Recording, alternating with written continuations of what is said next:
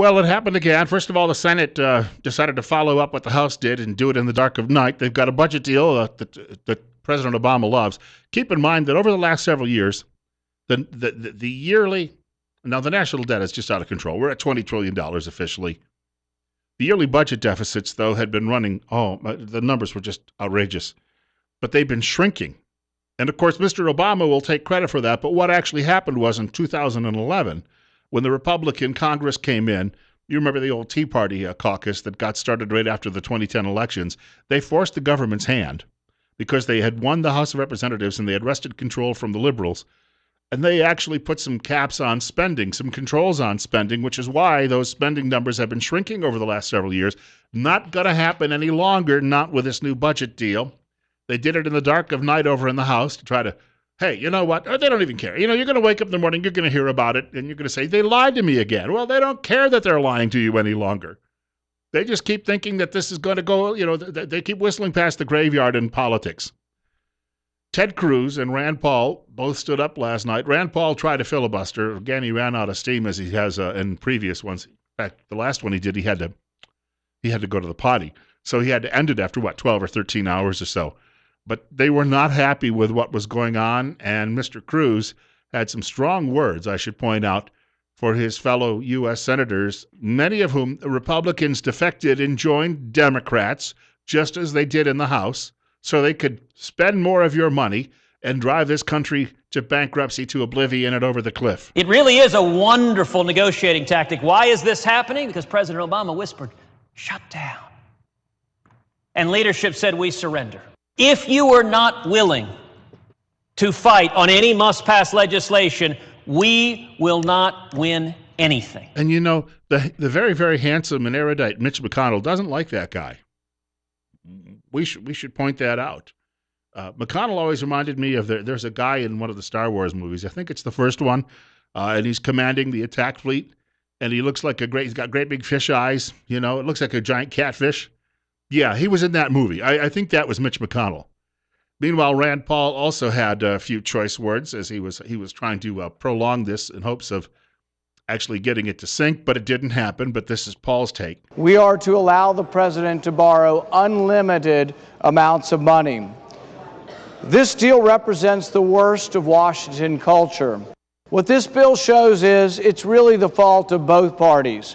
There is an unholy alliance in Washington between right and left, frankly.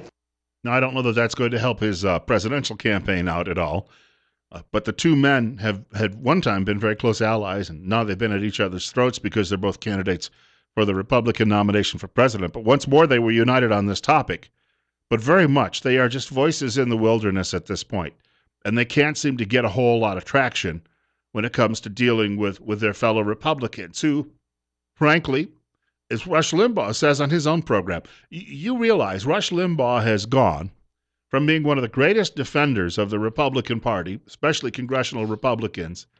Over the last 25 years, that was his reputation. You listen to Rush Limbaugh today, and he'll tell you, these Republicans have sold their souls to the donor class. The rest of you are irrelevant. And in fact, if voters would go away completely and they could just rely on people giving them sacks of money, they'd be very, very happy with that system of government. Right now, the fate of the republic is hanging here, folks. You've got people over in mainstream media, though, who keep saying, relax, we'll have a more just society. We'll just turn it all over to Wall Street. Relax, relax. How does that become more just? And people say that Republicans are the party of big business. No, both parties are the parties of big business now. The rank and file, on the other hand, we're just all left here wondering how we're going to have a roof over our heads if this continues. Got to tell you a quick little note here. Coming up next week on the program, we do this every Wednesday morning. You have an opportunity to speak to a medical professional. Pick up the telephone, 736-0300, dial in, and you can speak to either Dr. Jonathan Tripp or one of his associates from Tripp Family Medicine right here in Twin Falls, Idaho. And if you were with us this past Wednesday, he introduced a couple of new people who are now working in his office, a nurse practitioner recently hired, as well as a second physician assistant. So now they actually, with this burgeoning practice, they have more time to see more people and add more patients. And unlike a lot of other offices around the Magic Valley, when you call them and say you need to get in and see them, you don't have to wait 3 weeks. I've dealt with that. I've called up my old doctor and said, I've got this issue. Well, we can't get you in until the third Wednesday in June. That's not going to help me. Well, yeah, but we're really busy. That's not the problem that you will have at Trip Family Medicine. They will have time to see you by the next day and no later than that. So we recommend you give them a call when they're in studio if you have an issue you'd like to have addressed about any medical issue involving you, family member, friend, somebody at work. Tune in each Wednesday at 8:30 a.m. for Better Health, brought to you by Trip Family Medicine. It's across from the post office, the main post office here in Twin Falls on Fillmore Street. And remember, life's too short not to feel good. 8:47, Bill Colley with you this morning on Top Story on News Radio 1310 KLIX and newsradio1310.com. And more news from government. Sometimes it's not all bad. I found this at the Daily Caller. Judge rules man had a right to shoot down drone flying over his property.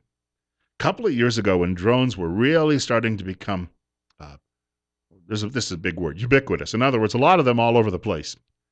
People started buying them for their own personal use. I went to a advertiser's store we did a morning show there a couple of years ago, and they had one of these tinier drones. It only cost about $300, but it had a camera in it already mounted in it. So you could fly this thing around, very lightweight, and you could take photographs from up in the air. I happened to be walking along the canyon one day, was over near the new visitor center, and I saw two fellows who were flying a drone out over the canyon. They didn't really want to talk to me. I guess they thought I was just some half-wit because I started asking questions. Hey, are you taking pictures? Yeah.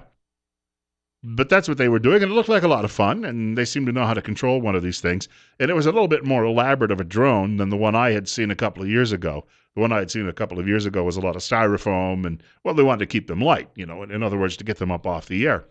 8:48, Bill Colley with you on Top Story on News Radio 1310 KLIX and newsradio1310.com. And I can remember a couple of years ago, I happened to be listening to, I think it was Brett Baer's program on Fox News, and Charles Krauthammer was talking about all of a sudden all these drones being in the sky. And Krauthammer said, one of these days, someone is going to shoot one of these things down. I'm not recommending that. I said, I'm not encouraging people to do it. But he said, as soon as that happens, whoever does it is going to be a national hero. And he was referring mainly to government drones, but you've got a lot of private drones out there or at this point as well. It says Bullitt County District Court Judge Rebecca Ward also threw out charges against the man during the court hearing. She felt that because the drone was flying low over his property that he was justified in his actions. That happened in Kentucky. You can reach our program at 736-0300, 736-0300. This may reduce, people taking matters into their own hands. You've got the IRS out there. They're driving around in vans, and they're monitoring cell phone traffic. Now, this is a tax agency. Their job is to collect taxes. We don't even need them. We could have a better system put in place and eliminate it altogether, but government likes to have that cudgel, obviously. They're driving around out there listening into your phone conversations, your cell phone conversations. This is Big Brother at its worst. You're up next, 10 minutes from 9 o'clock.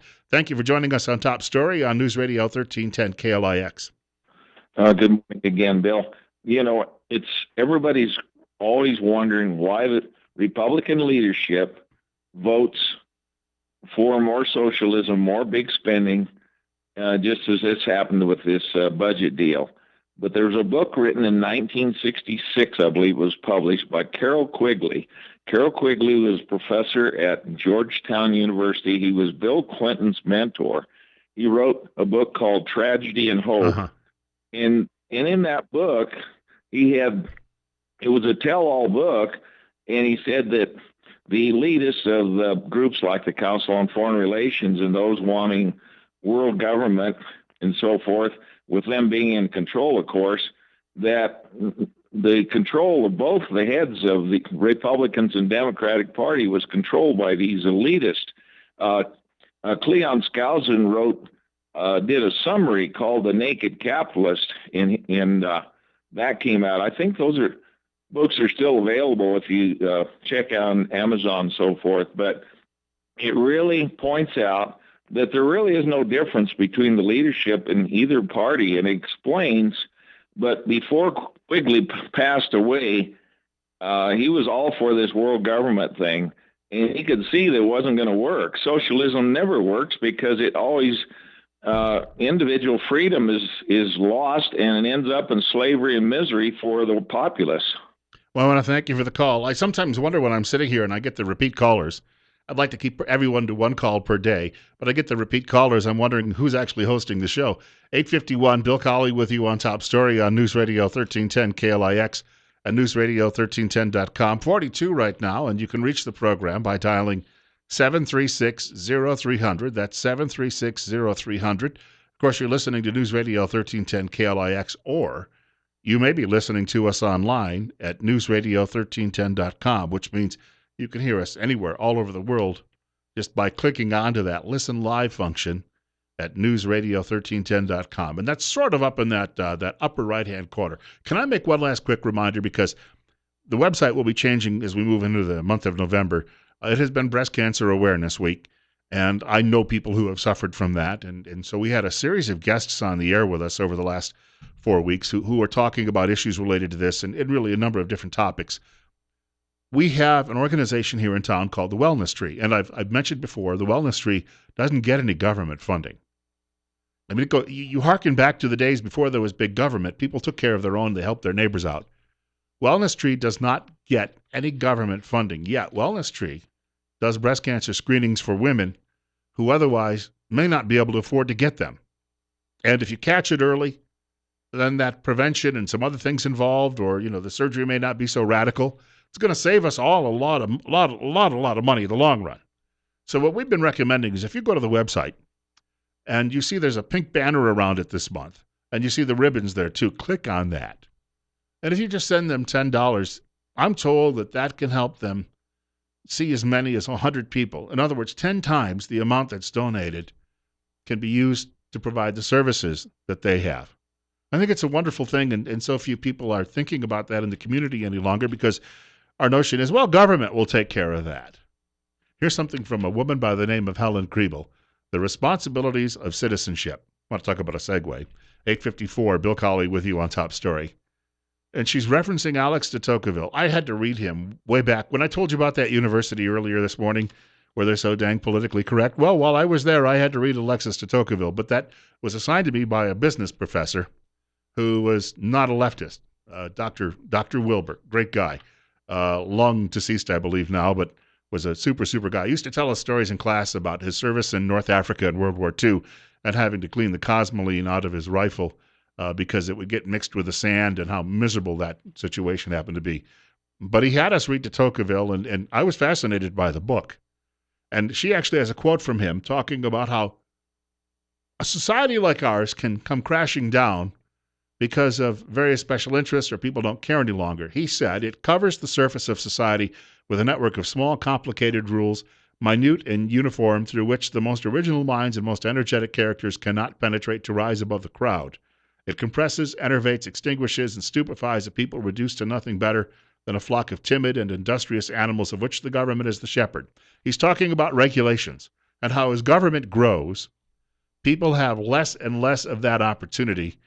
And she says people don't even realize how bad things have gotten in the United States because it has been such a gradual change. Now, you've heard that analogy before. You throw the frog in the boiling pot, or you turn the pot on and then the water comes to a boil and the frog doesn't notice because it's gradual. That's actually a myth. The frog would notice. I'm told that by people who actually do a little animal research. Still, it's an interesting analogy, and I think we all understand what it means. The writer, this is Helen Kriebel, writing at Washington Times today, says the United States may not have to come to that point, but we are on the cusp. As I said earlier, very, very dangerous times when politicians don't listen anymore. Republicans have been saying, the rank and file, no, don't spend. No. And yet Republican leadership says, go to hell. That's what they're telling us. I mean, let's be honest about that. They're telling us that. We have come to the point in this country, and a lot of people out there, government wonders why only half the population shows up to vote, and they say, well, that's good. They want to depress the turnout. The turnout is depressed because people feel they can't do anything about it anymore. This writer, though, gives us several examples in here of various states around the country where people actually have filed suits and they've changed the government culture. And so, yes, she says some people can do it, sometimes just one person. She says citizens are the sovereign power in the United States, and the government is accountable to us, not the other way around. Our form of government, designed to protect our rights, has been allowed to become an ever more powerful and despotic entity. Today, if you wanted to go open up a business, for crying out loud, here, we've got several volumes of regulations you need to read first. You got to memorize them. There's only 3,600 pages, but don't worry about it. Bring it back in a week when you're done and recite it for us, and then we'll allow you to open the door. Oh, and your licensing fee, too. Constitution doesn't say anything about licensing. You know, when I go get a haircut, I cut my own hair sometimes. But the notion that someone needs to have, well, you know, Bill, if we didn't do that, you might have an evil hairdresser who'd cut your ears off. Well, you know what? If somebody's cutting your ears off, their business won't last long. The writer goes on to say, one activist summed up the problem, quote, the biggest enemy I battle is people thinking that they can't make a difference, unquote. And that's where we are today. People have been so beaten down, and government is continually working on that. They realize it too. A friend of mine sent me something today from the George Soros Foundation, and I was reading through this. These people, they really believe it. They believe that controlling us. When I saw the remake of the movie The Time Machine, frightened me to no end. I saw the remake. It was out, 2002, 2003. And the albino, when our hero meets the albino and they're talking about the Morlocks, and he says, well, I have to control their minds, their thoughts, because otherwise they just all go out and, exhaust the food supply all at once. That's the view government has of us. We're just stupid Morlocks. And if they don't control us, we'll fry the planet to a crisp, and we'll go about doing our... Funny that most people got around this planet for hundreds of thousands of years without government even being involved. And today we all have to be regulated by people whose brains are no larger than ours. Doesn't make any sense to me. We've got more coming up. Bill Colley with you. One government leader says global warming is a hoax. I want to talk about that if we get a chance in the next hour.